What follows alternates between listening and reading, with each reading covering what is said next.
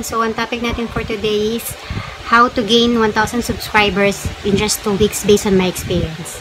So, yun na nga, magkwento muna tayo. Mag-start ako mag-vlog February 18. Pero,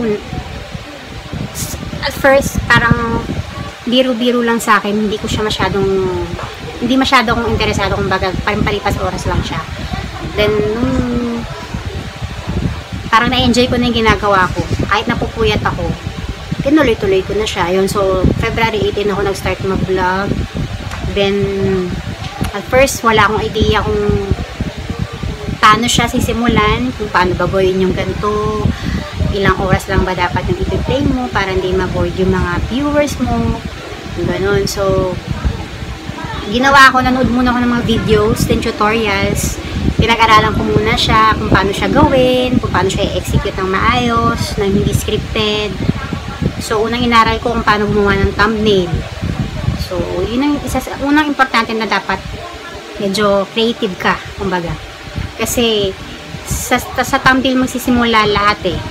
Kumbaga, pag creative ka, maganda yung thumbnail mo, tapos napandaan yung viewers dun sa channel mo, parang eye-catch siya, parang mapapahinto sila sa'yo, panonoorin ka nila kasi interested yung thumbnail mo. So, yun, pinag-aralan ko siya yung thumbnail. Basta dapat kailangan creative ka. Then, hindi lang basta gawa ka lang ng thumbnail, pipicturean mo yung sarili mo, lalagay, hindi ganun. Parang yung thumbnail, medyo, for me i-relate mo yung thumbnail mo dun sa content mo. Kunyari, gaya ko, diba, si woman ako.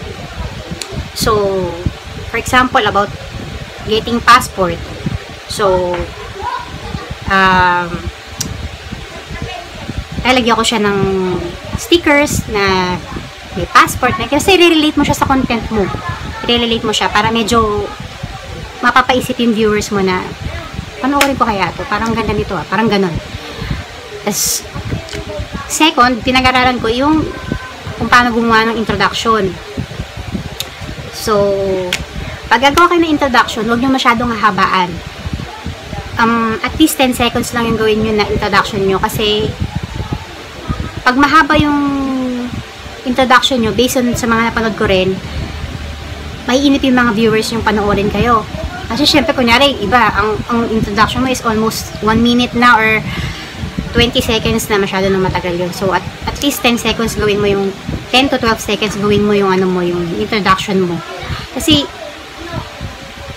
okay lang naman na short yung introduction mo eh. Ang mahalaga doon, magiging interesado yung viewers mo pag nakita yung introduction mo pa lang. Parang ganda ng introduction nito, parang interesting parang ganun.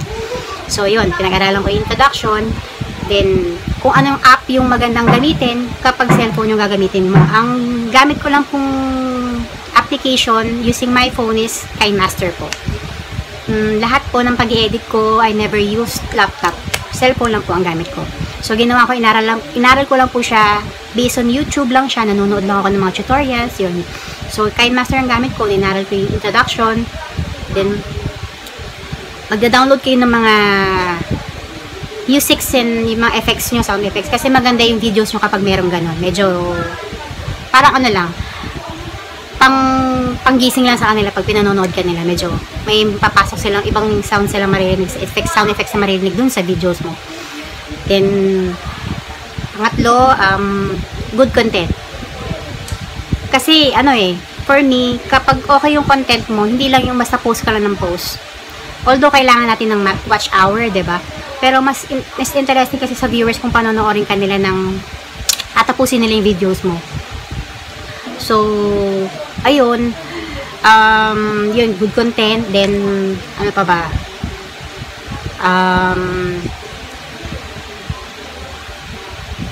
Dapat yung thumbnail mo nga, yun, related dun sa content mo. Tapos, pang-apat yung dapat hindi siya scripted. I mean, kunyari ikaw, kaya ko, di ba, nag-video ako. Dapat yung, alam mo yung hindi scripted, on the spot siya na nire-record mo, parang ganun. Parang, hindi mo na kailangan i-scripted kasi parang ang pangit panoorin kapag scripted, di ba? Kahit ako, kunyari, inong panonoorin ko nang nire-record ko yung sarili ko ng paulit-ulit, parang hindi na magandang panoorin. So, maganda yung hindi siya scripted. Then, yung pangatlo, yung dapat yung thumbnail mo nga, yun, related dun sa content mo. Tapos, pang-apat yung dapat hindi siya scripted. I mean, kunyari ikaw, kaya ko, di ba, nag-video ako. Dapat yung, alam mo yung hindi scripted, on the spot siya na nire-record mo, parang ganun. Parang ang pangit panoorin kapag scripted, di ba? Kahit ako, kunyari, inong panonoorin ko nang nire-record ko yung sarili ko ng paulit-ulit, parang hindi na magandang panoorin. scripted, gagawin niyo yung videos niyo kung hindi documentary ang gagawin niyo, kung kunyari kayo, mag-video kayo, maganda, hindi scripted siya, para totoong-totoo pag pinanood ng viewers, diba? Kasi yung content ko kasi about sa pagbabarko. Kaya, most of my videos po, ginagawa ko is related po kung ano po yung work ko. Yun. Bali, medyo nag-upload lang ako ng mga medyo, minsan, kailangan funny content, pero hindi pa rin po mawawala yung kung saan po ako masaya gawin yung videos ko. Kasi ayoko pong gawin yung videos ko ng nakikigaya lang ako. Although, mas okay po yung trending, gumawa ka ng trending videos, pero mas maganda rin po kasi kung makikilala ka ng ikaw, hindi yung nakilala ka dahil sa ibang videos. For me lang po, hindi po kay Bash. Ayun, then, ano pa ba? Yun, tas, yun, yung hashtag. Yung mga hashtag nyo kapag mag-upload kayo ng videos nyo, kunyari, hashtag OFW, ganyan. Kumbaga, yung maggagawa kayo ng content, tapos i-relate niyo yung content niyo dun sa i-hashtag niyo, dapat searchable din siya sa viewers. Yung madaling hanapin, yung kumbaga pag tawag dun,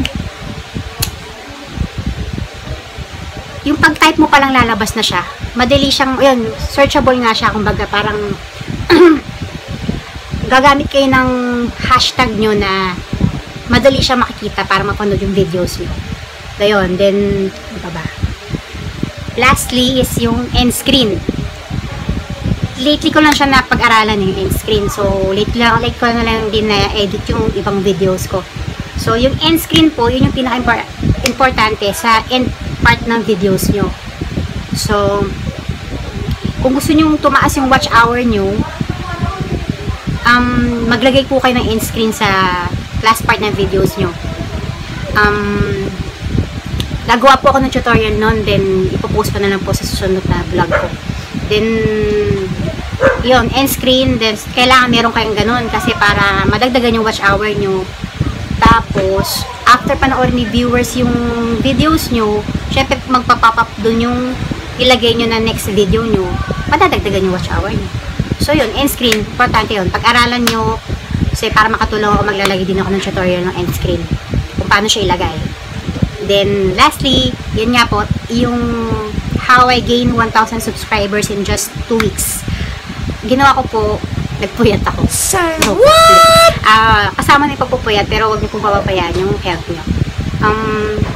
Yun nga po, kung gusto mong, kung nagmamadali ka, pwede mong gawin yun, yung mag-sub to sub ka. Pero, iba pa rin yung organic yung viewers mo. Yung manonood sa'yo, na magsusubscribe sa'yo. Na-experience ko rin naman po yung ganun, pero kasi akong goal ko lang is ma-meet ko yung 1,000 subscribers, then stop na ako sa ganun, then maggagawa na ako ng videos. So, ayun, na-reach ko na po yung 1,000 subscribers in just 2 weeks. Natapos ko siya agad. So, nag-start akong hanap ng magsusubscribe sa akin or makakasub ko. Start ako ng umaga, then matatapos ako ng madaling araw. Kaya nga yung eyebag ko malalim na. Yun. So, nasa sa inyo yun. Pero kung may goal, kasi ako may goal ako na kailangan matapos ko to hindi pwedeng hindi ko ma-reach yung 1,000 subscribers. Parang ganun. Mag-make kayo ng goal sa sarili nyo para ma-reach nyo yung 1,000 subscribers nyo. Pero pinaka-best advice dyan is gumawa kayo ng magandang content na magiging interesado sa inyo yung viewers nyo panoorin kayo. Not just na nakikipag-sub to sub lang kayo. Pero it helps naman, makakatulong din naman po yung ganun, pero hindi naman po pwedeng lalaki lang yung channel nyo na makikipag-sub to sub lang kayo. Mas maganda po, gawa kayo ng magandang content, pag-upload kayo ng mga magandang videos nyo. Yun po, advice ko lang po dun sa iba na not just upload ka lang ng upload para lang magka-watch hour ka. Yung mga organic viewers kasi, pag nakita nila na ganun, upload, naman yung videos nito, parang makakaano panoorin, anong reason ba siya upload na upload, parang ganun. For me lang po kasi maganda rin naman pong tumaas yung watch hour nyo. Pero maganda po, pag nag-upload kayo, yung babalik-balikan din kayo nanonood sa inyo. Parang gano'n. Ayun po. So yun, nag-gain ko yung 1,000 subscribers in 2 weeks. Just 2 weeks po. And gusto ko lang pong mag-thank you sa lahat na nag-subscribe sa akin. Kasi hindi, alam ko naman na hindi rin sila mag-subscribe sa akin. Hindi rin po nila gustong panoorin yung videos ko. Not unless may silang po. Kasi usually po, ipag-sub po is hindi nila tinatapos yung videos. Kung gusto nyong pumasok yung count ng videos nyo, at least 3 minutes panoorin nyo naman po or tapusin nyo gano kayo mag live stream kayo. Yun po yung isa sa pinakamagandang technique para madagdagan yung watch hour nyo kahit hindi pa po kayo naka-reach ng 1,000 subscribers. Meron naman pong app na nata-download kung hindi nyo po magamit yung sa YouTube. So mag-download po kayo ng ganun, then try nyo po mag-live stream para po makatulong na rin po sa watch hour nyo, madagdagan din po yung subscribers nyo. Yun po yung magandang legit na gawin para mag-grow yung channel nyo. And makakaasa po kayo na may sense naman po pag gusto nyo na mag-upload ako. Kasi ayoko rin naman po mag-upload ng hindi nyo rin po ma-enjoy panoorin. So maraming salamat po sa lahat ng subscribe sa akin, and sana po nakatulong po yung mga tips na binigay ko sa inyo and kung paano po nag-gain yung 1,000 subscribers ko. Yun. See you on my next video. Salamat po.